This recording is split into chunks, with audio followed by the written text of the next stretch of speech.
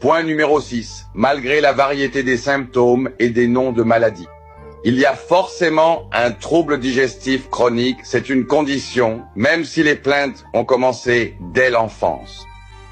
Avec l'usage des antiacides arrivés sur le marché il y a environ 20 ans. Depuis 2005, les IPP ont envahi le marché, à commencer par le Controloc, le Parin et tout ce qui a suivi. On ne doit pas les négliger. Et avec l'évolution de la maladie et l'apparition de cancers, on ne doit pas ignorer le rôle des antiacides dans l'apparition de ces symptômes. Numéro 7, le cycle de traitement de ce qui n'est pas la cause. Une pointe dans la poitrine. Vision trouble, bouche sèche. Douleur rénale. Envie fréquente d'uriner. Et l'attribuer à une hernie hiatale, au cholestérol, aux triglycérides, à l'acide urique, à toutes ces absurdités convenues. Celles-là, j'aime les appeler des absurdités. Oui, convenues, parce que nous sommes les dissidents. Nous sommes les dissidents. Nous sommes les malins, les disciples d'Ali Al-Zaibak. Déclaration numéro 8. Changement des preuves analytiques. C'est-à-dire le laboratoire clinique, les investigations, les labos, le laboratoire. Le changement des preuves analytiques et des données de laboratoire, les résultats, indiquent un changement de stratégie du corps en cas de stress et de provocation chronique.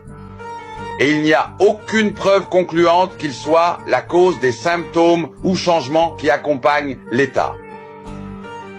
La cause est ce dont la suppression met fin au problème ou aux symptômes. Donc, le changement des preuves analytiques et de labo, comme l'hyperglycémie, l'urée, la créatinine ou l'acide urique, cela indique un changement notable de la stratégie adoptée par le corps humain en cas de stress et de provocation chronique.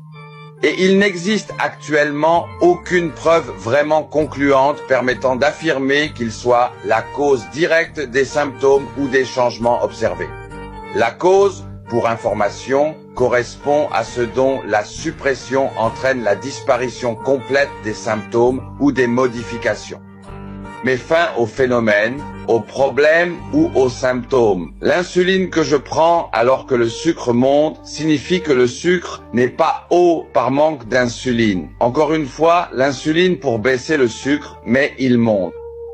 Donc, le taux de sucre n'était pas élevé parce que l'insuline était basse.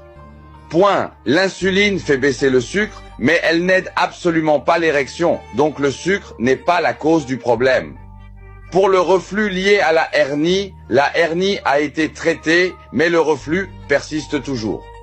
Pour le reflux bactérien, la bactérie a été traitée, mais le reflux continue malgré tout.